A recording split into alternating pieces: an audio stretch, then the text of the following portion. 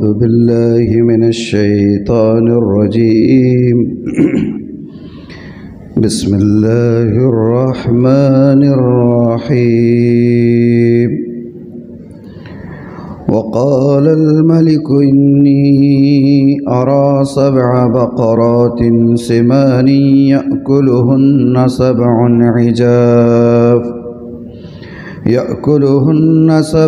عجاف و7 سنبلات خضر وأخر يابسات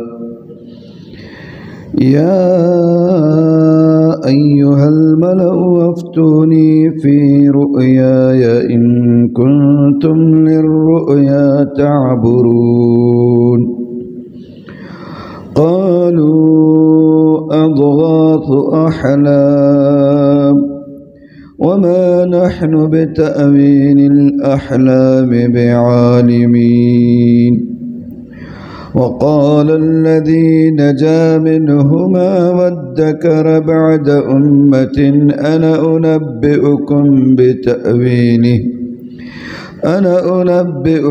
بتأويله فأرسلون يوسف أيها الصديق أفتنا في 7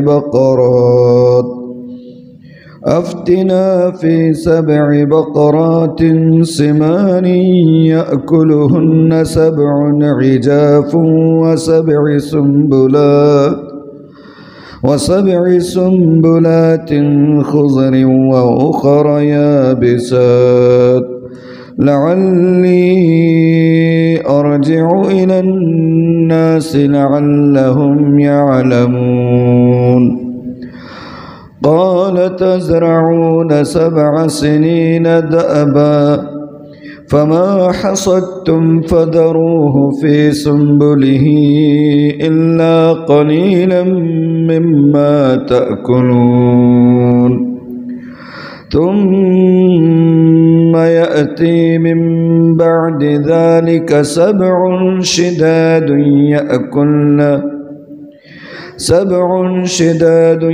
يأكلن ما قدمتم لهن إلا قليلا مما تحصنون ثم يأتي من بعد ذلك عام فيه يغاث الناس وفيه يعصرون صدق الله مولانا العظيم۔ ترجمہ ان آیات مبارکہ کے یہ ہیں، باری تعالیٰ فرماتے ہیں وقال الملك إني أرى 7 بقرات سمان يأكلهن 7 عجاف،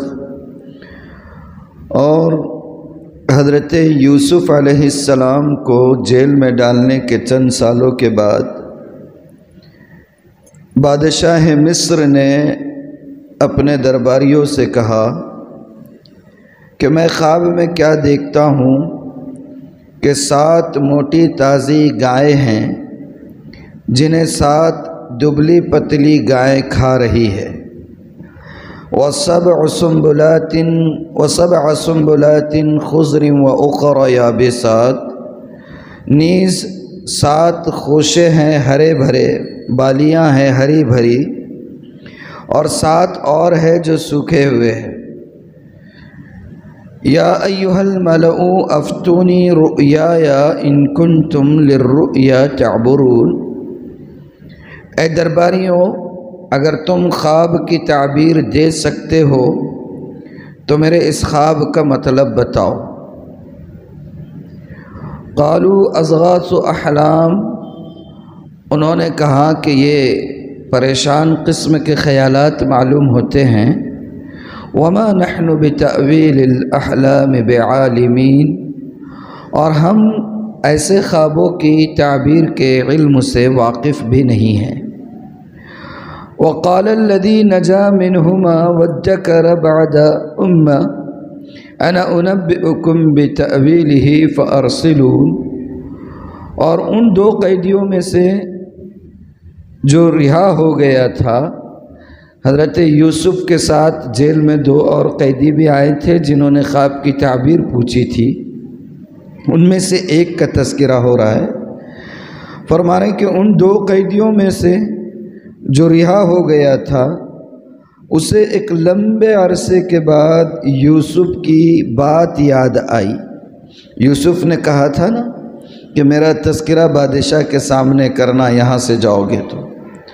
اب جب خواب کی تعبیر کا مسئلہ آیا تو ایک لمبے عرصے کے بعد اس کو یوسف کی بات یاد آئی اور اس نے کہا انا انبئکم بتأویلہ فارسلون، میں آپ کو اس خواب کی تعبیر بتائے دیتا ہوں، بس مجھے یوسف کے پاس قید خانے میں بھیج دیجیے، میں وہاں سے جا کر خواب کی تعبیر لے آتا ہوں۔ یوسف ایھا الصدیق، چنانچہ اس نے قید خانے میں پہنچ کر یوسف علیہ السلام سے کہا کہ اے یوسف، اے وہ شخص جس کی ہر بات سچی ہوتی ہے، افتنا فی 7 بقرات سمان یأکلہن 7 عجاف، تم ہمیں اس خواب کا مطلب بتاؤ کہ 7 موٹی تازی گائے ہیں جنہیں 7 دبلی پتلی گائے کھا رہی ہے، وَسَبْعِ سُنبُلَاتٍ خُضْرٍ وَأُخَرَ يَابِسَاتٍ، اور 7 خوشے ہرے بھرے ہیں اور دوسرے 7 اور ہیں جو سوکھے ہوئے ہیں۔ لَعَلِّي أَرْجِعُ إِلَى النَّاسِ لَعَلَّهُمْ يَعْلَمُونَ، اور جب تم یہ خواب کی تعبیر بتاؤ تو شاید میں لوگوں کے پاس واپس جاؤں اور انہیں خواب کی تعبیر بتاؤں تاکہ وہ بھی حقیقت کو جان لے۔ قَالَ تَزْرَعُونَ 7 سِنِينَ دَأَبًا، حضرت یوسف نے کہا کہ تم 7 سال تک مسلسل زمین میں غلہ اگاؤ گے، یعنی 7 سال تک ایسے گزریں گے کہ خوب غلہ اگتا رہے گا اور تم زمین میں غلہ اگاؤ گے۔ فما حصدتم فذروه فی سنبلہ، تو اس دوران جو فصل کاٹو اس کو ان خوشوں ہی میں باقی رکھو۔ الا قلیلا مما تأکلون، البتہ تھوڑا سا غلہ جو تمہارے کھانے کے لیے ہو اس کو نکال لے سکتے ہو، باقی کا ان کو ان کے خوشے ہی میں رہنے دینا۔ ثم یأتی من بعد ذلك 7 شداد یأکلن ما قدمتم لہن الا قلیلا مما تحسنون، پھر اس کے بعد یعنی جو 7 سال تک غلہ آتا رہے گا، اس 7 سالوں کے بعد تم پر 7 سال ایسے آئیں گے جو بڑے سخت ہوں گے۔ 7 سال تک تو غلہ خوب نکلے گا اور اس کے بعد 7 سال ایسے رہیں گے جو بڑے سخت ہوں گے، قحط سالی کے ہوں گے، اور اس میں کوئی اناج زمین سے نہیں اگے گا، اور جو کچھ ذخیرہ تم نے ان سالوں کے واسطے جمع کر رکھا ہوگا، ان کو برابر کپڑے پہن کر آنے کے لیے بولو۔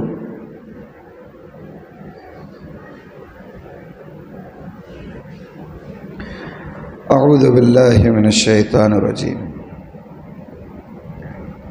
اور جو کچھ ذخیرہ تم نے ان سالوں کے واسطے جمع کر رکھا ہوگا اس کو کھا جائیں گے، یعنی جو 7 سال تک تم نے جمع کیا اگلے 7 سال جو قحط کے رہیں گے اس میں کھائیں گے، تھوڑا سا حصہ جو تم محفوظ کر سکو گے صرف وہ بچ جائے گا۔ ثم یأتی من بعد ذلك عام فیہ یغاث الناس وفیہ یعصرون، پھر اس کے بعد 1 سال ایسا آئے گا جس میں لوگوں پر خوب بارش ہوگی اور وہ اس میں انگوروں کا شیرہ بھی نچوڑیں گے، یعنی پھر 7 سال کے بعد خوب اللہ تعالیٰ فراوانی دے گا، انگور ہی نہیں ہر طرح کے رس اور رسیلے پھل سے یہ لوگ مستفید ہو سکیں گے۔ یہ ہو گیا ترجمہ ان آیات مبارکہ کا جن کی ابھی آپ کے سامنے تلاوت کی گئی ہے۔ اللہ رب العزت کا شکر ہے، کرم ہے کہ ہمارا ماہانہ درس قرآن کا 17واں درس ہو رہا ہے۔ اس سے پہلے 16 درس ہو چکے ہیں۔ گزشتہ درس میں جو باتیں آپ کے گوشے گزار کی گئی تھی، چونکہ معمول بھی ہے، مختصراً اس کا خلاصہ آپ کے گوشے گزار کر دیتا ہوں تاکہ جو باتیں گزشتہ درس میں کہی گئی تھی وہ سمجھنے میں آسانی ہو جائے۔ گزشتہ درس میں بات بتائی گئی تھی کہ یوسف علیہ السلام نے جب زلیخا اور مصر کی عورتوں کی باتوں کو قبول نہیں کیا تو زلیخا نے یوسف علیہ السلام کو سزا دلوانی چاہی، اور وہ سزا بھی اس وقت دلوانی چاہی جب اس کا معاملہ عزیز مصر کے سامنے آشکار ہو گیا۔ الزام یوسف علیہ السلام پر دھر دیا اور خود سزا کی تجویز کی، اور ادھر یوسف علیہ السلام کا حال بھی یہ تھا کہ زلیخا نے جب یوسف علیہ السلام کو دعوت گناہ دی اور گناہ کی دعوت کو نہ کرنے کی شکل میں سزا اور جیل خانے کی دھمکیاں دی، تو اللہ تعالیٰ سے حضرت یوسف نے خود یہ دعا کی کہ اللہ جس گناہ بے لذت کی دعوت دے رہی ہے اس کے قبول کرنے سے تو مجھے جیل جانا زیادہ بہتر ہے۔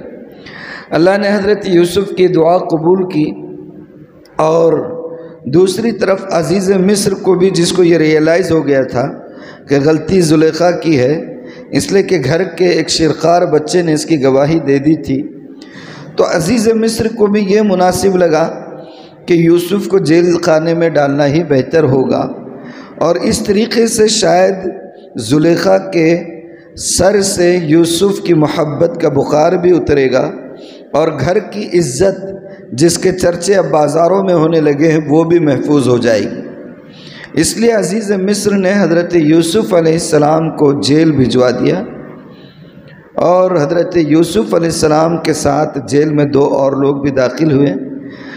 حضرت یوسف علیہ السلام جیل میں گئے تو آپ کے اخلاق کریمہ کا یہ اثر تھا کہ نہ صرف جیل کے قیدی بلکہ جیل کا جو جیلر تھا وہ بھی آپ کا گرویدہ ہو گیا، اور اس نے جیل کے سارے انتظامات حضرت یوسف کے حوالے کر دیے تھے۔ لوگ آپ سے متاثر ہو گئے، قیدی متاثر ہو گئے، اور حضرت یوسف علیہ السلام نے اس موقع سے فائدہ اٹھاتے ہوئے وہاں پر رہتے ہوئے قیدیوں کے اندر دعوت دین کی پوری کوشش کی۔ کوئی موقع آپ فروگداشت نہیں کرتے، جیسا موقع ملتا لوگوں کو دین کی دعوت دیتے رہتے ہیں۔ وہ 2 قیدی جو آپ کے ساتھ داخل ہوئے تھے انہوں نے کچھ خواب دیکھے تھے، اور خواب کا تذکرہ یوسف علیہ السلام سے کیا تھا، اور یوسف علیہ السلام نے ان کو تعبیر بھی بتائی تھی، اور اس وقت جو ہے کچھ دعوت و تبلیغ کا فریضہ بھی انجام دیا تھا، اور اس کے ساتھ ساتھ تعبیر جب بتائی تو اس میں سے ایک کی تعبیر یہ تھی کہ تم یہاں سے باعزت بری ہوں گے اور پھر سے دربار میں پہنچو گے، اور ایک کے بارے میں یہ تعبیر بتائی تھی کہ تمہیں پھانسی پر سولی پر چڑھا دیا جائے گا، جس کے بارے میں یہ تھا کہ وہ باعزت بری ہو کر بادشاہ کے دربار میں جائے گا۔ اس سے حضرت یوسف نے یہ کہا تھا کہ جب بادشاہ کے دربار میں جانا تو کوئی مناسب موقع دیکھ کر میرا تذکرہ کر دینا کہ ایک بے قصور شخص جیل میں قید ہے اور اس کے معاملے کی تحقیق کی جائے۔ یہ بات ہو گئی تھی۔ اب وہ شخص جیل سے رہا ہو گیا، اور رہا ہو کر پھر باعزت بری ہوا، پھر سے دربار میں پہنچ گیا اور بادشاہ کا ساقی بن گیا۔ اس کو بادشاہ کو شربت پانی یا جو بھی اس کو پلانے کا نظم ہوتا وہ پلانے کی خدمت پر وہ مامور ہو گیا، اور اس نے جانے کے بعد یوسف علیہ السلام کا تذکرہ نہیں کیا۔ اب وہ بھول گیا تھا یا اس نے قصداً تذکرہ نہیں کیا، یہ اللہ ہی جانتا ہے، لیکن ہے کہ بہرحال اس نے تذکرہ حضرت یوسف کا بادشاہ کے سامنے نہیں کیا۔ یہ تھا تھوڑا خلاصہ جو گزشتہ درس تک ہم پڑھ چکے ہیں۔ تقریباً 6-7 سال ایسے گزر گئے اس شخص کے رہا ہونے کے بعد۔ مفسرین لکھتے ہیں کہ تقریباً 7 سال مزید گزر گئے اس شخص کے رہا ہونے کے بعد۔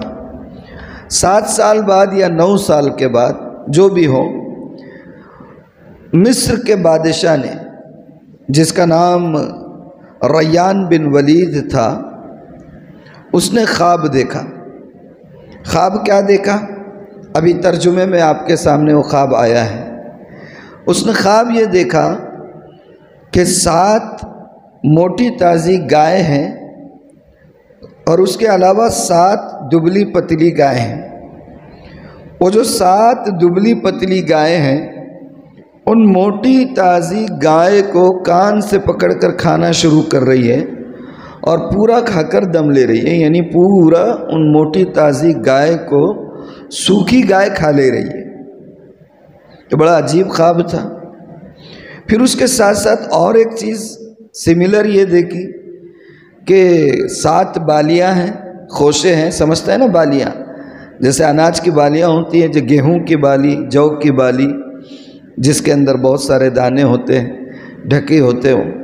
تو یہ دیکھا کہ 7 سرسبز شاداب یعنی ہری بھری بالیاں ہیں اور اسی کے مقابل میں 7 سوکھی ہوئی بالیاں ہیں، اور وہ 7 سوکھی ہوئی بالیاں ان ہری بھری بالیوں کے اوپر چڑھ رہی ہیں اور ہری بھری بالیوں کو ختم کر دے رہی ہیں، اور ختم کرنے کے بعد بھی وہ سوکھی بالیاں سوکھی ہی رہی ہیں، اور دبلی پتلی گائے موٹی تازی گائے کو کھانے کے باوجود بھی دبلی پتلی ہی رہی ہے۔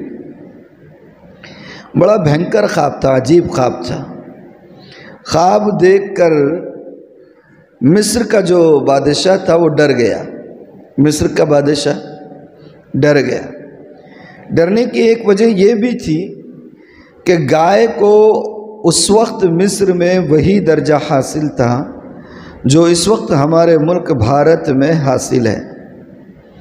دیوی کا اوتار سمجھتے ہیں اس کو، اور مصر میں بھی اس کو زراعت کی دیوی مانا جاتا تھا، اور زراعت کی دیوی کی مورت انہوں نے گائے کی شکل میں بنا رکھی تھی، اور ایک لحاظ سے ان کی دیوی کو آپس میں ہی جو ہے تو سوکھی ہوئی دیویاں کھا رہی ہیں، تو وہ ڈر گیا۔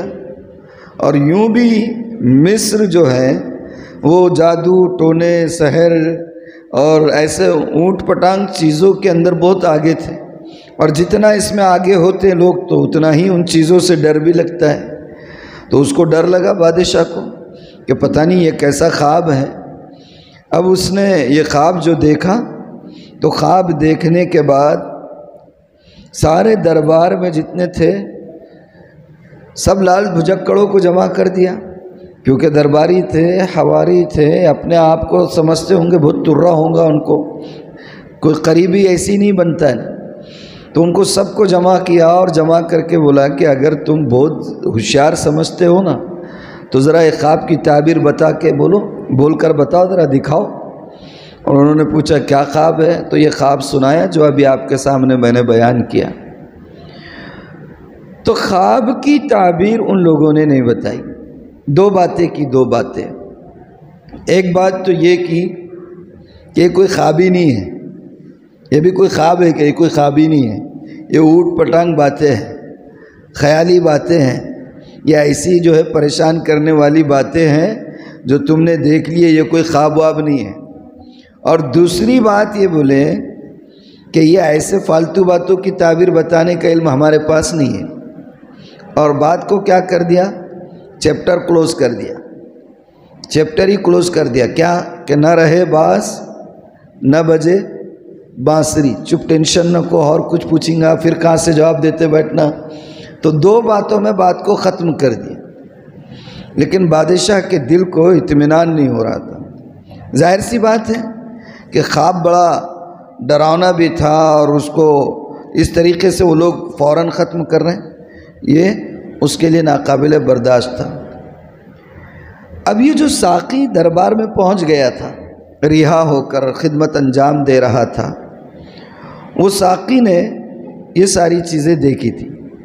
اچھا، اس دوران تھوڑا سا خواب کے اوپر اس سے پہلے بھی بہت ساری باتیں میں آپ کو بتا چکا ہوں۔ ان لوگوں نے جو یہ کہا ہے نا کہ یہ کوئی خواب نہیں ہے اور یہ صرف خیالی باتیں ہیں، تو ان کا یہ کہنا کچھ غلط بھی نہیں تھا۔ انہوں نے اپنے فہم کے حساب سے، اپنی سوجھ بوجھ کے حساب سے بات کی۔ کتابوں میں آتا ہے کہ خواب کی 3 قسمیں ہوتی ہیں، یا یوں سمجھ لیجئے کہ خواب انسان کو جو آتے ہیں وہ 3 طرح کے آتے ہیں۔ کتنی طرح کے آتے ہیں؟ 3 طرح کے خواب آتے ہیں۔ ایک تو خواب وہ ہوتا ہے جس کو عربی میں اصطلاحی نام اس کا ہوتا ہے حدیث النفس، یعنی دن بھر جو آدمی کرتا ہے، جو سوچتا ہے، جس میں پریشان رہتا ہے، جس میں بھاگ دوڑ کرتا ہے، جو چیزیں اس کے سر پر سوار رہتی ہیں، جو دھن میں وہ لگا ہوا رہتا ہے، اکثر ایسا ہوتا ہے کہ وہ چیزیں سونے کے بعد جب زیادہ گہری نیند آ جائے تو وہ چیزیں خواب کی شکل میں بھی اس کو نظر آنی شروع ہو جاتی ہے۔ تو ایسے جو خواب ہوتے ہیں، ان خوابوں کا تعبیر کے ساتھ کوئی تعلق نہیں ہوتا ہے، ان کی کوئی تعبیر نہیں ہوتی ہے۔ یہ انسان کے اعضاء اور انسان کے اعصاب کی تکن اور تکان کا اثر ہوتا ہے، جس کی وجہ سے یہ چیزیں نظر آتی ہیں۔ ان لوگوں نے بادشاہ سے جو کہا کہ یہ خیالی باتیں لگتی ہیں، انہوں نے سمجھا کہ یہ وہی ہے۔ بادشاہ چپ اونٹ پٹانگ باتیں سوچ رہے ہوں گے اور وہی چیزیں ان کو نظر آ رہی، اور ایسے خوابوں کی کوئی تعبیر نہیں ہوتی ہے۔ دوسرا خواب کی جو قسم ہوتی ہے اس کو کہتے ہیں تخویف الشیطان۔ شیطان جو ہے خواب میں آ کر کبھی کبھار انسان کو ڈراتا بھی ہے، اور بسا اوقات غلط قسم کی اس کو بہکانے کے لیے خوشخبریاں بھی دیتا ہے۔ اگر کوئی کمزور عقیدے کا ہو، کمزور اعصاب کا ہو، تو اس کو بہکانے کے لیے شیطان کبھی کبھار کچھ الگ الگ نمونے کے خواب بھی دکھا دیتا ہے۔ تو ان خوابوں کا بھی تعبیر سے کوئی تعلق نہیں ہوتا ہے۔ ایسے اگر کبھی ڈراؤنے خواب آ جائے، حدیث میں بھی ہے کہ انسان اگر خواب میں ڈر جائے تو شیطان کی طرف سے ہوتا ہے، اور اگر خواب میں ڈر کر اٹھ جائے تو اٹھ کر جو ہے اعوذ باللہ من الشیطان الرجیم لا حول ولا قوة الا باللہ العلی العظیم پڑھ کر بائیں جانب تھوڑا سا تھوتکار دینا چاہیے، یعنی تھو تھو کہہ دینا چاہیے۔ سچ مچ نہیں تھوکنا ہے، تھو تھو کہہ دے، تھتکار دے، تو شیطان اس سے ہٹ جاتا ہے۔ وہ یہ سمجھ جاتا ہے کہ بھائی یہ اپنے جھانسے میں اور اپنے پانسے میں یہ آنے والا نہیں ہے۔ شیطان سمجھ جاتا ہے اور پھر وہ اس کو چھوڑ دیتا ہے۔ اور تیسری قسم جو خواب کی ہوتی ہے اس کو امام غزالی رحمہ اللہ نے لکھا ہے۔ انہوں نے لکھا ہے کہ انسان کے ساتھ جو چیزیں ہونے والی ہوتی ہیں اس کی خوشخبری دینے یا کسی غم کی اطلاع دینے کے لیے بھی کبھی کبھار خواب کے ذریعے سے وہ اطلاع دی جاتی ہے۔ اس کی اپنی ذات کے حوالے سے، اس کی اولاد کے حوالے سے، اس کے کاروبار کے حوالے سے، اس کے مال کے حوالے سے، اس کی جائیداد کے حوالے سے، کسی بھی حوالے سے انسان کو اگر اللہ تعالیٰ اطلاع دینا چاہے تو خواب کی شکل میں بھی یہ چیزیں آ جاتی ہیں۔ اب اس خواب کیسا بھی ہو، اس کی شکلیں الگ الگ ہوتی ہے۔ خواب کی شکل الگ ہوتی ہے، حقیقت الگ ہوتی ہے۔ دکھنے میں خواب لگتا کہیں اور، تعبیر اس کی نکلتی کچھ اور، الگ الگ ہو جاتی، وہ بالکل الٹ بھی تعبیر آ جاتی ہے۔ جیسے ایک بات بتاؤں آپ کی برکت صبح ذہن میں آ گئی۔ حضرت نام تھا ان کا، دیکھیے کیا، امامہ بنت حارث۔ یہ کون تھے؟ لبابہ بنت حارث، سوری امامہ نہیں، لبابہ بنت حارث۔ یہ حضرت عباس رضی اللہ عنہ کی اہلیہ تھی اور حضور نبی پاک صلی اللہ علیہ وسلم کی چاچی ہے۔ انہوں نے ایک مرتبہ خواب دیکھا۔ حضرت لبابہ بنت حارث رضی اللہ عنہ نے ایک خواب دیکھا۔ خواب یہ دیکھا کہ اللہ کے رسول صلی اللہ علیہ وآلہ وسلم کے جسم مبارک کا کوئی عضو کٹ گیا اور کٹ کر ان کی گود میں آ کر گر گیا۔ اب کوئی بھی عضو، ہاتھ لے لیجئے، قدم مبارک لے لیجئے۔ انہوں نے یہ خواب دیکھا کہ حضور اقدس صلی اللہ علیہ وآلہ وسلم کے جسم مبارک کا کوئی عضو کٹ کر ان کی گود میں آ کر گر گیا۔ وہ گھبرا کر اٹھی، بڑی پریشان ہوئی۔ حضور آپ کے بھتیجے تھے اور ان کو حضور سے بڑی محبت تھی، بے چین ہو گئی۔ اللہ کے رسول صلی اللہ علیہ وآلہ وسلم کی خدمت میں آئی اور کہا کہ بھتیجے میں نے ایک خواب دیکھا ہے، مگر بڑا سخت خواب دیکھا ہے، مجھے تشویش ہو رہی ہے۔ کہا کہ کیا خواب دیکھا ہے؟ کہنے لگی بہت سخت خواب ہے، کہوں یا نہ کہوں سمجھ نہیں آ رہا ہے۔ حضرت لبابہ بنت حارث رضی اللہ عنہ اس خواب سے کافی پریشان ہوگی۔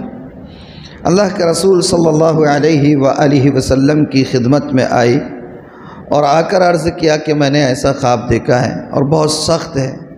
آپ نے جب بار بار استفسار کیا تب انہوں نے خواب بتایا اور کہا کہ میں نے خواب میں یہ دیکھا ہے کہ آپ کے جسم مبارک کا کوئی حصہ کٹ کر میری گود میں آ گیا ہے۔ تو اللہ کے رسول صلی اللہ علیہ وسلم نے اس خواب کی تعبیر کیا بتائی؟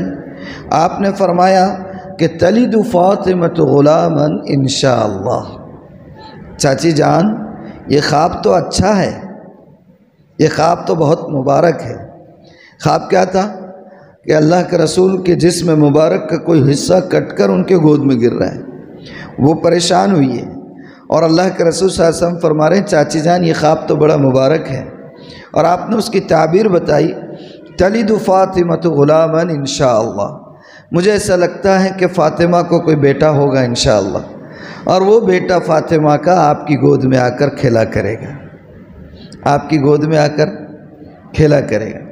تو خواب کی شکل کچھ اور ہوتی ہے، حقیقت کچھ اور ہوتی ہے۔ تو ان لوگوں نے جو سنا کہ بادشاہ ایسا کہہ رہے ہیں، تو انہوں نے یہ تصور کیا کہ خواب جو پہلی قسم کا میں نے بتایا کہ بالکل کچھ بھی خیالات جو دن بھر آدمی سوچتا ہے کرتا ہے، جس دھن میں جس فکر میں غلطہ وہ پیچا رہتا ہے، وہی چیز خواب بن کر آتی ہے۔ تو انہوں نے سمجھا کہ یہ بھی خواب بادشاہ کا اسی ٹائپ کا کوئی خواب ہوگا۔ بہرحال بادشاہ کو اطمینان نہیں تھا۔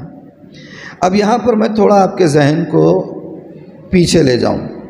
ایک خواب یوسف علیہ السلام نے پہلے بھی دیکھا تھا، اور اس خواب کے بعد یوسف علیہ السلام آزمائشوں کا شکار ہو گئے تھے۔ ایک خواب دیکھا اور خواب کے بعد ابتلا اور آزمائش کا دور شروع ہو گیا۔ ابا جان نے بھی خواب سنتے ہی فوراً آگاہ کر دیا تھا کہ بیٹے یہ خواب تو بڑا مبارک ہے لیکن تمہارے لیے تشویشناک ہو سکتا ہے، خاص طور پر اپنے بھائیوں سے اس کا ذکر نہیں کرنا، کہیں ایسا نہ ہو حسد کا شکار ہو کر تمہارے جان کے در پر ہو جائے۔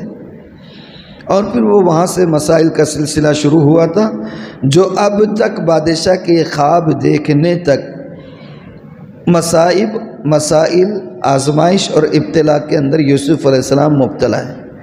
یہ اور بات ہے کہ وہ وقت کے نبی ہیں اور ہر مصیبت میں ثابت قدم رہ کر اپنے آپ کو کندن بناتے چلے جا رہے تھے۔ اب جو خواب آیا ہے بادشاہ کو، یہ خواب حضرت یوسف علیہ السلام کی سیرت کا ایک نیا رخ شروع کرنے جا رہا تھا۔ اور یہ نیا رخ کون سا تھا؟ یہاں سے یوسف علیہ السلام کی سیرت کا کون سا نیا رخ آ رہا ہے؟ ایک نیا چیپٹر شروع ہو رہا ہے، اور وہ ہے ابتلا، آزمائش، مسائل، مصائب، مشکلات پر صبر کے اجر کا چیپٹر۔ اب یہاں سے اس وقت خواب دیکھا، غلامی کے شکار ہوئے۔ اب بادشاہ نے خواب دیکھا قید خانے سے مصر کے اقتدار پر متمکن ہونے کے لیے یہاں سے روانہ ہونے والے ہیں۔ اب یہاں سے حضرت یوسف علیہ السلام کے اقتدار کا، ان کی شان کا اور ان کی رفعت کا دور شروع ہوتا ہے۔ بہرحال خواب دیکھا انہوں نے، اور یہ باتیں بادشاہ کے دربار میں ہو رہا ہے۔ بادشاہ نے خواب دیکھا اور درباریوں نے، حواریوں نے خواب کی تعبیر بتانے سے منع کر دیا۔ وہ جو ساقی تھا، وہ ساقی اب دربار میں ہے، اس نے جب بادشاہ کو یہ سب کہتے ہوئے سنا تو اب اس کو یاد آئی یوسف علیہ السلام کی۔ کیا ہوا؟ اب یاد آئی، ایک لمبی مدت کے بعد اس کو یوسف علیہ السلام کی یاد آ رہی ہے۔ کتنی حیرت کی بات ہے۔ نکلتے وقت تاکید کے ساتھ کہا تھا یوسف علیہ السلام نے کہ دیکھو، تعبیر بھی بتائی کہ تم زندہ ہی نہیں بچو گے بلکہ باعزت بری بھی ہوگے، دربار میں پھر سے اپنی خدمت پر مامور بھی ہوں گے، بادشاہ کے دربار میں رہو گے۔ جب وہاں جاؤ گے تو کسی وقت موقع دیکھ کر میرا تذکرہ کر دینا۔ 7 سے 9 سال کا عرصہ گزر گیا، اس نے تذکرہ نہیں کیا۔ بادشاہ نے جب یہ خواب دیکھا اور درباریوں نے خواب کی تعبیر بتانے سے منع کر دیا، تب اس نے بادشاہ کے سامنے کہا، اور کہا بھی تو کیا کہ میں خواب کی تعبیر بتا سکتا ہوں، مگر مجھے تھوڑا جا کر آنا پڑے گا۔ یہ نہیں کہا کس سے سنوں گا، کس سے بتاؤں گا، اور کون خواب کی تعبیر بتائے گا۔ ہاں، یہاں پر ایک دو نکتے کی بات بتانے سے پہلے ایک بات ذہن میں رکھیے کہ یہاں ایک لفظ آیا ہے وَذَّكَرَ بَعْدَ أُمَّةٍ، کہ اس ساقی کو یوسف علیہ السلام کی یاد بعد امتن، ایک امت کے بعد یاد آئی۔ امت کے معنی ہم کیا سمجھتے ہیں؟ امت کے معنی گروہ، ٹولہ، جماعت، تنظیم، ہے نا؟ یہ قرآن میں امت کا جو لفظ ہے وہ 3 معنی میں استعمال ہوا ہے۔ کتنے معنی میں؟ 3 معنی میں۔ ایک تو یہ مدت کے معنی میں جو یہاں پر سورہ یوسف میں استعمال ہوا ہے کہ وَذَّكَرَ بَعْدَ أُمَّةٍ، کہ اس ساقی کو یوسف کی یاد ایک لمبی مدت کے بعد آئی، یہ واقعہ ہونے کے بعد۔ دوسرا قرآن میں امت کا جو لفظ استعمال ہوا ہے وہ جماعت، گروہ اور قوم کے معنی میں استعمال ہوا ہے۔ اللہ تعالیٰ نے قرآن میں فرمایا كُنْتُمْ خَيْرَ أُمَّةٍ أُخْرِجَتْ لِلنَّاسِ تَأْمُرُونَ بِالْمَعْرُوفِ وَتَنْهَوْنَ عَنِ الْمُنْكَرِ، یہاں اللہ نے امت کا لفظ کس معنی میں استعمال کیا ہے؟ قوم کے معنی میں، گروہ کے معنی میں، جماعت کے معنی میں، کہ تم بہترین جماعت ہو، تم بہترین امت ہو جنہیں لوگوں کی نفع رسانی کے لیے برپا کیا گیا ہے۔ اور ایک تیسرے معنی میں استعمال ہوا ہے، اور وہ معنی ہے امام کے، پیشوا کے، مقتدا کے، رہبر کے، قائد کے، لیڈر کے۔ اللہ تعالیٰ نے حضرت ابراہیم علیہ السلام کے بارے میں قرآن میں فرمایا ان ابراہیم کان امہ، کہ ابراہیم وہ امت تھے۔ کیا مطلب ہے امت تھے؟ مطلب یہ ہے کہ ابراہیم علیہ السلام اپنی ذات میں ایک انجمن تھے، اپنی ذات میں ایک مقتدا تھے، رہبر تھے، پیشوا تھے، امام تھے، قائد تھے، تو اس معنی میں استعمال ہوا ہے۔ تو یہ قرآن کی بلاغت ہے۔ میں نے اس حوالے سے سوچا کہ آپ کے سامنے تھوڑا سا تذکرہ کر دوں۔ بہرحال 7 یا 9 سال کے بعد دربار میں جو بات چل رہی ہے خواب کی، تو اس وقت ساقی نے بادشاہ کے سامنے یہ کہا کہ میں خواب کی تعبیر بتاتا ہوں، اور اس وقت یوسف علیہ السلام یاد آئے۔ اس سے پہلے اس نے تذکرہ کیوں نہیں کیا؟ جبکہ وہ بڑا گرویدہ تھا، معتقد تھا حضرت یوسف کا، اور حضرت کی باتوں سے متاثر بھی تھا، اور بہت احترام سے حضرت سے بات کیا کرتا تھا جیل میں، تو اس سے پہلے یاد کیوں نہیں کیا؟ مفسرین نے اس سلسلے میں کچھ نکات بیان کیے ہیں۔ ایک تو فطری اور نفسیاتی بات ہے کہ ہو سکتا ہے کہ اس ساقی کو یہ لگ رہا ہوگا، یہ اندیشہ ہوگا کہ اگر میں جیل کے حوالے سے کوئی بھی بات بادشاہ کے سامنے کروں تو بادشاہ کو میرا جرم جس کی وجہ سے میں جیل میں گیا تھا پھر تازہ ہو جائے گا، وہ سارا منظر یاد آ جائے گا، وہ جس کو سولی پر چڑھایا گیا، کیوں چڑھایا گیا، مجھے جیل بھیجا گیا تھا، کیوں بھیجا گیا تھا۔ اگر میں جیل کے حوالے سے کوئی بھی بات کروں گا تو یہ ساری چیزیں تازہ ہو جائے گی، اور بادشاہوں کا زبان سے نکلا ہوا حرف وہ آرڈیننس ہوتا ہے، پتہ نہیں کون سے موڈ میں رہیں گے، میں تذکرہ کر دوں اور معلوم ہوا کہ غیرت جاگ جائے اور بول دیے کہ بھائی اس کو لے جاؤ چڑھا دو اس سولی پر، اس کو بھی، تو کئی کچھ اس لیے تذکرہ نہیں کیا ہو، یہ بھی چیز ہو سکتی ہے۔ دوسری ایک بات اور بھی تھی، اگر مان لیجئے کہ ساقی جاتے برابر یا موقع دیکھ کر کچھ دنوں میں کچھ مہینوں میں تذکرہ کر دیتا تو ہو سکتا کہ اس کی باتوں سن کر جو بادشاہ تھا وہ حضرت یوسف علیہ السلام کو جیل سے نکلوا دیتا، یوسف علیہ السلام آ بھی جاتے، لیکن اس صورت میں ایک بات یہ ہوتی کہ یوسف علیہ السلام کے اوپر جو الزام لگا کر جیل میں ڈالا گیا تھا اس الزام کی صفائی نہیں ہو پاتی، ایک داغ مستقل لگا رہتا، اور چلے مان لے کہ داغ بھی بعد میں دھل جاتا، لیکن ایک چیز تو یہ رہتی کہ بادشاہ نے احسان کیا کہ بغیر کسی اس کے ان کو نکلوا دیا، احسان تو رہتا، اور اللہ تعالیٰ یہ نہیں چاہتے تھے کہ وقت کا نبی کسی غیر ایمان والے کے زیر بار رہے، غیر ایمان والے کے احسان کے تلے دبا رہے، بلکہ اللہ یہ چاہتے تھے کہ نبی کے احسان کے تلے وہ شخص دبا رہے۔ اور اسی لیے وقت آنے تک اللہ تعالیٰ نے حضرت یوسف علیہ السلام کو کندن بنانے کی خاطر جیل ہی میں رہنے دیا، اور ایک وقت ایسا آیا کہ بادشاہ کو ضرورت پڑی خواب کی تعبیر کی، اور پورے مصر میں کوئی خواب کی تعبیر بتانے والا نہ تھا۔ یوسف علیہ السلام کے پاس وہ خواب آیا، اور خواب کی تعبیر یوسف علیہ السلام نے بتائی، اور اس خواب کی تعبیر سے وہ شخص بہت خوش ہوا، متاثر ہوا، اور اس نے پھر خود سے کہا کہ کون ہے یہ شخص جس نے خواب بتایا، ذرا اسے لے کر تو آؤ میرے پاس۔ تو وہ حضرت یوسف کے احسان تلے دب گیا۔ اللہ نہیں چاہتے تھے کہ وقت کا نبی وہ کسی غیر ایمان والے کے احسان تلے دب جائے، یہ بات تھی جس کی وجہ سے یہ ساری چیزیں ہوئی تھی۔ بہرحال اب اس نے بادشاہ سے کہا کہ میں ذرا خواب کی تعبیر جان کر آ سکتا ہوں، مجھے ایک شخص کا پتہ ہے، مجھے باہر جانا پڑے گا، آپ اجازت دیجئے میں باہر جا کر آتا ہوں اور خواب کی تعبیر لے کر آتا ہوں۔ اب آیا ہے وہ جیل میں آیا ہے، قرآن نے وہ ساری تفصیلات بیان نہیں کی ہے، بات سمجھ میں آ جاتی ہے۔ ظاہر سی بات ہے اس نے کہا کہ مجھے وہاں جانے دیجئے، تو جیل میں تو ہر کوئی ڈائریکٹ نہیں جاتا ہے، تو جیلر کے پاس پہلے اجازت نامہ گیا ہوگا، اس کا سارا نظم کیا گیا ہوگا۔ بہرحال وہ جیل میں پہنچا، اور جیل میں پہنچ کر اس نے حضرت یوسف علیہ السلام سے آ کر کہا، کیا کہا؟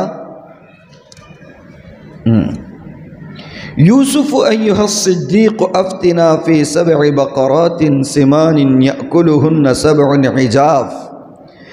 جیل میں آیا اور یوسف علیہ السلام کو خطاب کیا، پہلے کہا کہ یوسف ایھا الصدیق، یوسف اے صدیق، اے سچی بات کرنے والے، اے وہ جس کی ہر بات سچ ثابت ہوتی ہے۔ حضرت یوسف کو اس نے صدیق کے لقب سے مخاطب کیا، اور صدیق کس کو کہتے ہیں؟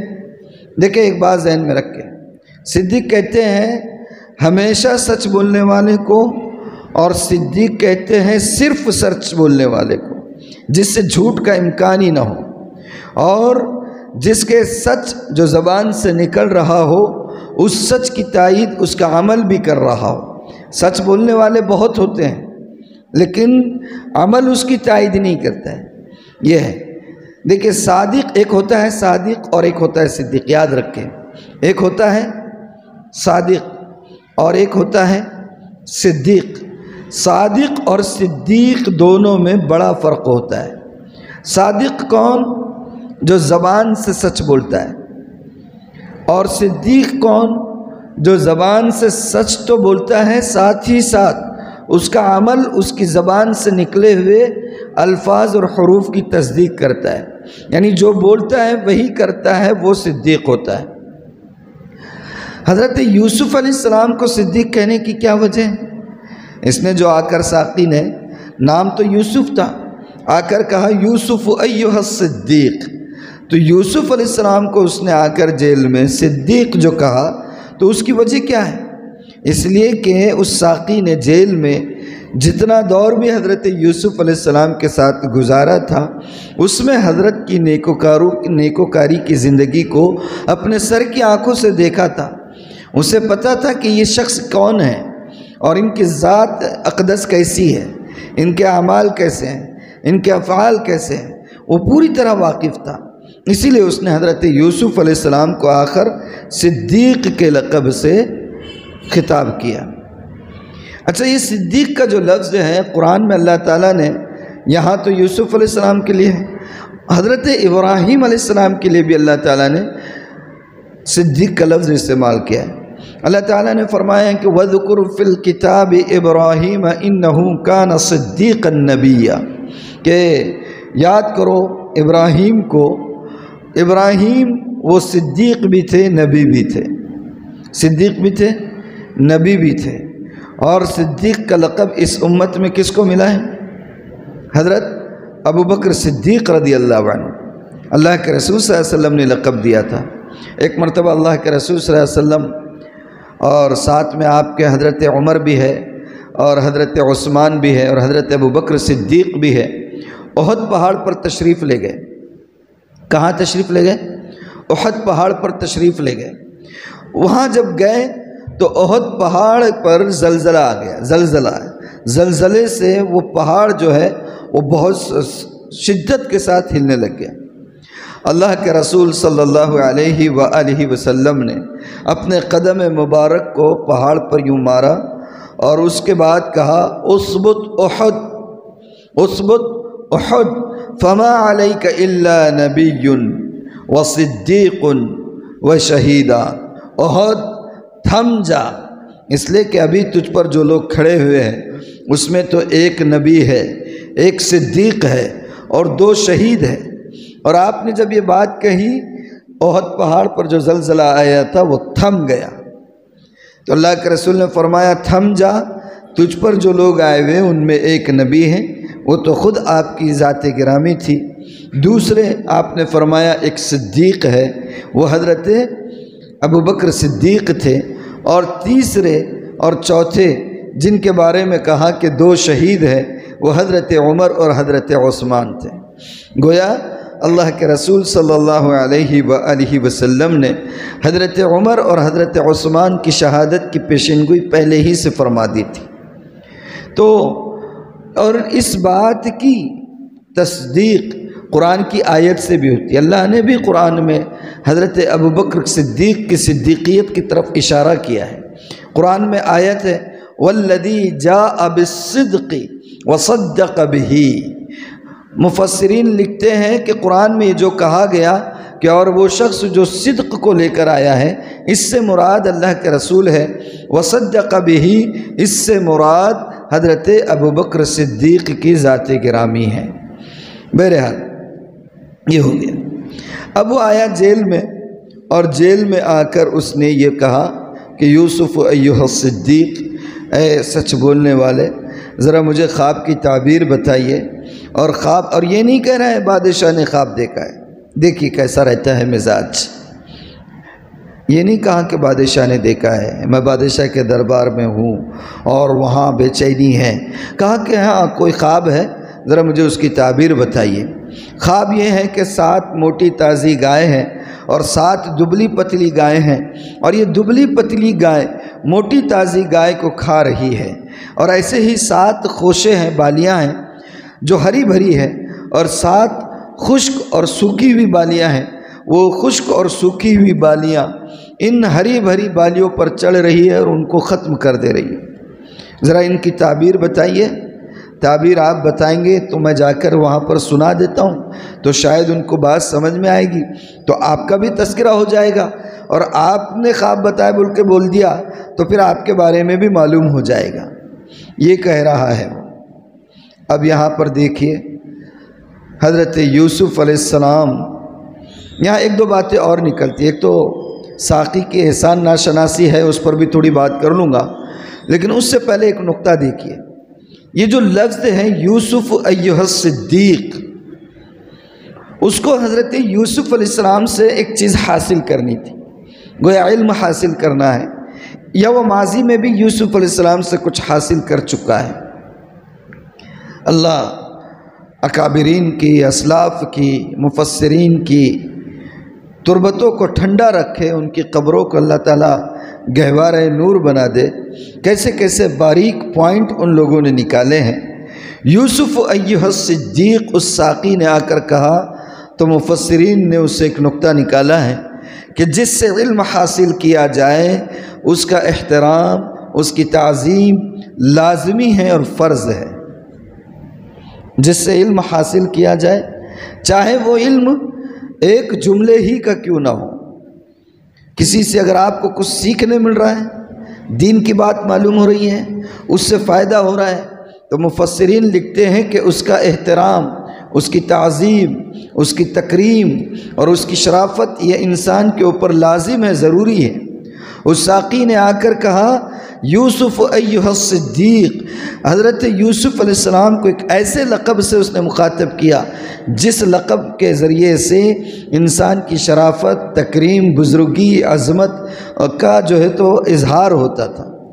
اس لیے علماء نے لکھا ہے کہ اگر کسی سے کوئی بات سیکھنے ملتی ہے تو ان کو ایسے آداب کے ساتھ اور ایسے القاب کے ساتھ بلانا چاہیے جس سے ان کی عزت ظاہر ہوتی ہو۔ یہ چیز ہے، بڑے بڑے اللہ کے بندے ہیں، کیسے کیسے پوائنٹ انہوں نے نکالے ہیں۔ اب ایک بات اور سنیے، میں نے جو کہا کہ خود غرضی تھی اس کی، ظاہر سی بات ہے ہمیں تو یہی نظر آ رہا ہے کہ ساقی خود غرضی ہی تھا۔ کیسے حالات ہوتے ہیں آج بھی ویسے ہی حالات ہوتے ہیں، جو خود غرض لوگ ہوتے ہیں ان کے حالات ویسے ہی ہوتے ہیں۔ حضرت یوسف علیہ السلام نے خواب کی تعبیر بتائی، اس وقت بڑے ادب سے خواب کی تعبیر سنتے رہے۔ جب رہا ہونے لگے حضرت یوسف نے کہا کہ جا کے بادشاہ کے پاس ذرا تذکرہ کر دینا، لیکن تذکرہ کیا نہیں کیا۔ 7 سال یا 9 سال جو بھی ہے گزر گئے۔ بادشاہ نے خواب دیکھا، کوئی اور نہیں بتا پا رہا ہے تعبیر، تو اس کو لگا کہ میں تعبیر لے کر آؤں اور بادشاہ کو بتا دوں، بادشاہ مجھ سے خوش ہو جائے گا۔ نام نہیں لے رہا ہے کہ کس سے میں خواب کی تعبیر لے کر آؤں گا، یہ کہہ رہا ہے کہ میں تعبیر لے کر آتا ہوں، مجھے باہر جانا پڑے گا، مجھے اجازت دیجئے جہاں جانا ہے اور اس کا نظم کیجئے، میں تعبیر لے کر آتا ہوں۔ اور پھر وہاں سے بادشاہ کو خوش کرنے کے لیے یا اپنا مقام بنانے کے لیے اجازت لے کر جیل میں آئے، اور جیل میں آ کر پھر اسی احترام کے انداز میں بات، اور پھر یہاں بھی نام نہیں بتا رہے کہ خواب بادشاہ کا ہے، دیکھا گیا ہے خواب، آپ تعبیر بول دیجئے، میں جا کر بول دیتا ہوں، شاید وہ لوگ خوش ہو جائے اور پھر آپ کا معاملہ بھی سامنے آ جائے۔ آج بھی مطلب نکالنے کے لیے لوگوں کی مزاج اور ان کی نفسیات ایسی ہی ہوتی ہے۔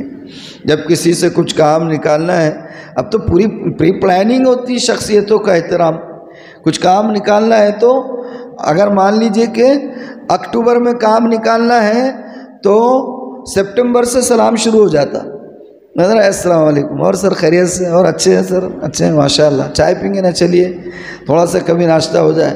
اب سپٹمبر سے اکتوبر تک پہنچتے پہنچتے اکتوبر میں مطلب کی بات بولتا ہوں تو اس کے ذہن میں کہیں کوئی مٹی ڈالنے کو آئے گی یہ بات کہ ارے نہیں، سپٹمبر سے جو پلاننگ چل رہی تھی اس کے واسطے تھی بول کے۔ تو یہی مزاج ہوتا ہے خود غرض لوگوں کا۔ بہرحال یہ تو اس کا معاملہ تھا، لیکن حضرت یوسف کے اخلاق دیکھیے کیسے تھے، سبحان اللہ۔ دیکھیے سورہ یوسف کے انتخاب کی وجہ یہ ہے کہ بات سے بات اور نکات سے نکات اس میں نکلتے ہیں۔ حضرت یوسف علیہ السلام کے پاس ایک مدت کے بعد آیا، لمبی مدت، 7 سال ہے یا 9 سال ہے، دونوں میں سے کوئی ایک ہے یا دونوں کے درمیان کا کوئی وقت ہے۔ وہ شخص نے یوسف علیہ السلام کا تذکرہ نہیں کیا، اگر کر دیتا تو شاید جلدی رہائی ہو جاتی، نہیں کیا۔ بادشاہ نے خواب دیکھا تو یوسف علیہ السلام کا نام لیے بغیر تعبیر جاننے آ گیا۔ تعبیر پوچھ رہا ہے تو کس نے خواب دیکھا یہ نہیں بتا رہا ہے، لیکن جب وہ خواب کی تعبیر لینے کے لیے آیا، پوری تاریخ پڑھ جائیے، توریت کے صفحات دیکھ لیجئے، جو بھی جیسی بھی حالت میں ہے آج، کہیں یہ نہیں ملے گا کہ یوسف علیہ السلام نے اس کو کراس کوشچننگ کی ہو کہ اچھا اب کسی نے خواب دیکھا ہے تو اس کی تعبیر کے لیے آگے منہ اٹھا کر، اب تک کہاں تھے؟ ہم نے کیا آپ سے یہ نہیں کہا تھا کہ یہاں سے جانے کے بعد ہمارا تذکرہ بادشاہ کے سامنے کر دینا تاکہ ہماری رہائی کا یا رہائی کا نہیں کم سے کم ہمارے بے قصور ہونے کا کچھ سامان نکل جاتا؟ کچھ نہیں کہا حضرت نے بالکل بھی کچھ نہیں کہا، بلکہ اس نے خواب کی تعبیر پوچھی تو آپ نے خواب کی تعبیر بتا دی فوراً، انتظار بھی نہیں کروایا۔ اور سبحان اللہ سبحان اللہ، صرف خواب کی تعبیر ہی نہیں بتائی بلکہ اس کے ساتھ ساتھ اس خواب کی شکل میں جو پریشانیاں ہونے والی تھی ان پریشانیوں کے حل کی تدبیر بھی بتا دی، ان پریشانیوں کے حل کی تدبیر بھی بتا دی۔ یہ ہوتا ہے نبوی مزاج، بے لوث، بے غرض، بے نفس، خالی انسانیت کی خدمت کے لیے اللہ ان کو مبعوث کرتا ہے۔ سامنے والا ایمان والا ہو یا نہ ہو، مسلم ہو یا نہ ہو، انسانی بنیادوں پر کام کرنا نبوی مزاج ہے، مذہبی بنیادوں پر نہیں۔ مذہب کو ترجیح ضرور دی جائے گی، لیکن کام ان نبیوں کا انسانی بنیادوں پر ہوتا ہے۔ کون سی بنیادوں پر ہوتا ہے؟ سبحان اللہ۔ یہ اخلاق تھے حضرت یوسف علیہ السلام سے، یوسف علیہ السلام کے، کہ انہوں نے اس احسان فراموش ساقی سے یہ تک نہیں پوچھا کہ یہ خواب کیا ہے۔ بھئی اتنے سالوں کے بعد آیا ہے تو بول سکتے تھے نا، ہاں ٹھیک ہے بھئی میں تعبیر تو بتا دیتا ہوں، لیکن اتنا آپ کو چارج کرنا پڑے گا، اتنی فیس لگے گی اور یہ قیمت ہوگی۔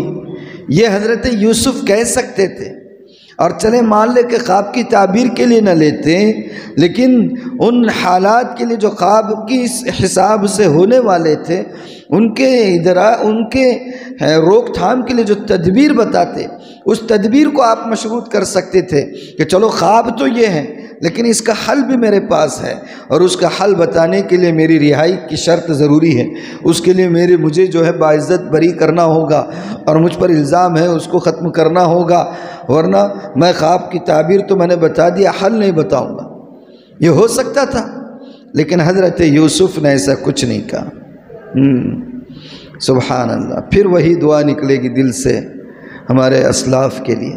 یہاں بھی ایک نقطہ دیکھیے، اساتذہ کے لیے، ٹیچرز حضرات کے لیے بھی، کہ ساقی نے 7 سال تک بھلا رکھا اور اب اپنا کام نکالنے کے لیے آیا ہے، تو بھی حضرت یوسف علیہ السلام نے تعبیر بتانے سے انکار نہیں کیا، اور صرف تعبیر نہیں بتایا بلکہ آگے ایک قدم بڑھا کر ان حالات سے بچاؤ کے لیے تدبیر بھی بتا دی۔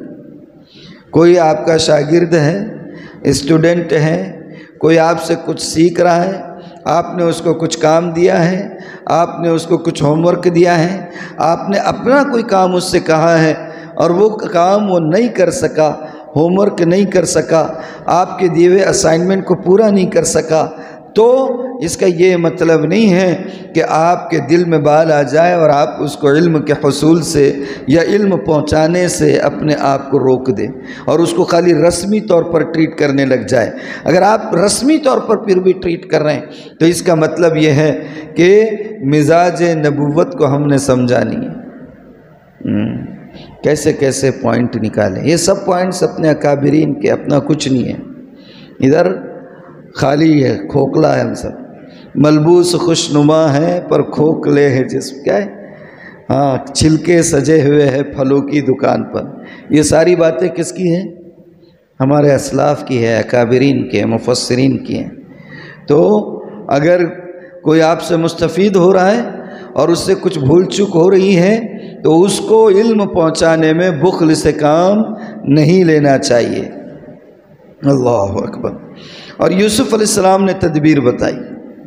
تدبیر جتنے لوگ اللہ پر ایمان رکھتے تھے ان کے لیے نہیں تھی، بلکہ قحط سالی کا، پہلے تو یہ سن لے کہ اس کی تعبیر کیا ہے۔ تعبیر میں نے بتائی آپ کو یا نہیں بتائی؟ تعبیر نہیں بتائی، تعبیر حضرت یوسف علیہ السلام نے بتا دی۔ تعبیر یہ بتائی یوسف علیہ السلام نے کہ تعبیر خواب کی کیا، ترجمے میں آ گئی تعبیر، آپ نے غور نہیں کیا۔ اصل میں تعبیر یہ ہے کہ 7 سال ایسے رہیں گے جس میں غلہ خوب اگے گا، اس کے بعد 7 سال ایسے رہیں گے جس میں بہت زیادہ قحط سالی آ جائے گی، زمین سے غلہ نہیں اگے گا۔ کتنے سال ہو گئے؟ 14 سال۔ تو حضرت یوسف نے حل یہ بتا دیا تھا، اس کا حل یہ ہے کہ شروع کے 7 سال میں جو غلہ خوب اگے گا اس غلے کو ان کے خوشوں ہی میں رہنے دینا، بالیوں ہی میں رہنے دینا۔ بالی سے اگر دانے کو الگ کر دو گے تو ایک محدود ٹائم کے بعد دانے سڑنا شروع ہو جائیں گے، لیکن اگر ان خوشوں کو، اگر ان دانوں کو بالی اور خوشوں کے اندر ہی رہنے دیا جائے تو اس کی عمر بڑھ جاتی ہے۔ ہاں، آج کے ایگریکلچرل جتنے اسکالرس ہیں نا، وہ بھی اس پوائنٹ سے آگے نہیں بڑھ سکے۔ ہزاروں سال پہلے وقت کے نبی نے ایسے زبردست جو ہے ایگریکلچرسٹ تھے، ماشاءاللہ۔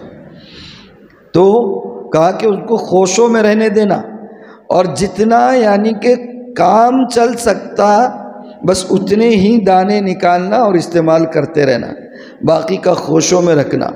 پھر جو 7 سال خشک سالی کے رہیں گے، ان 7 سالوں میں یہ بچے ہوئے خوشوں کا اناج استعمال کرتے رہنا، زندگی کی گاڑی اس طریقے سے چلتی رہے گی۔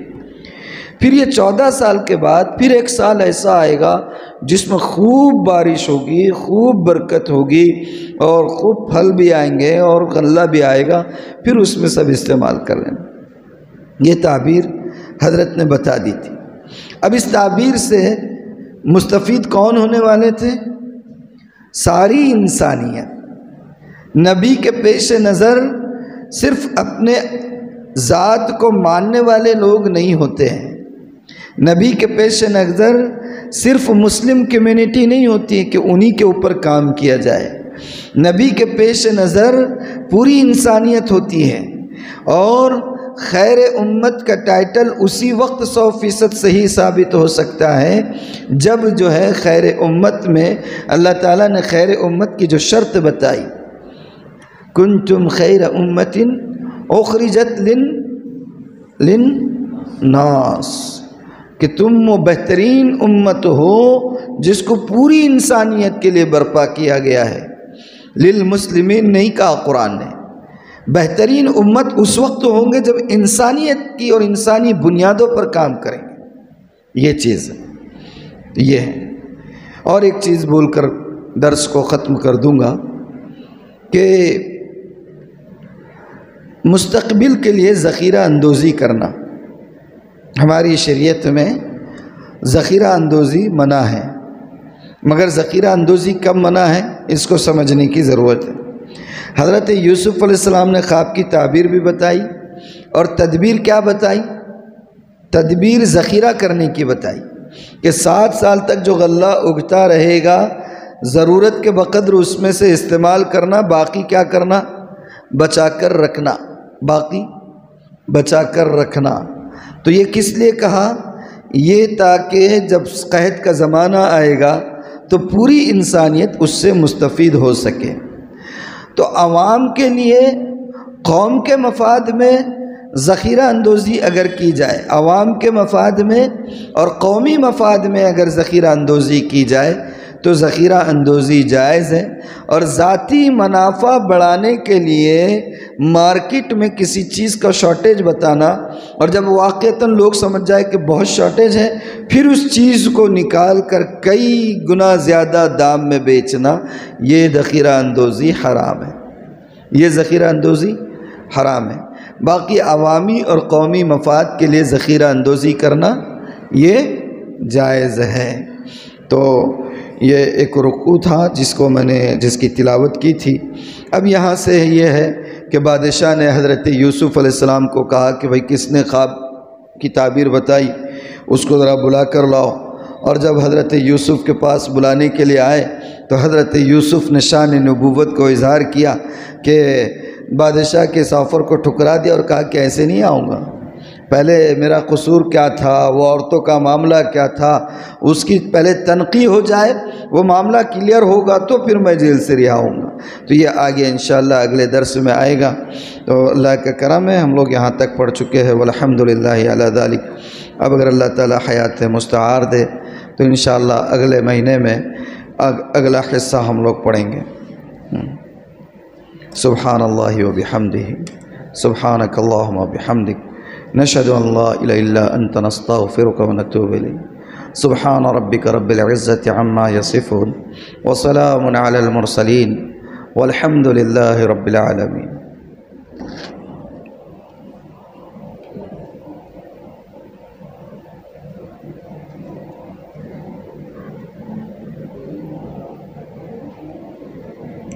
بند کر دیجیے حضرت۔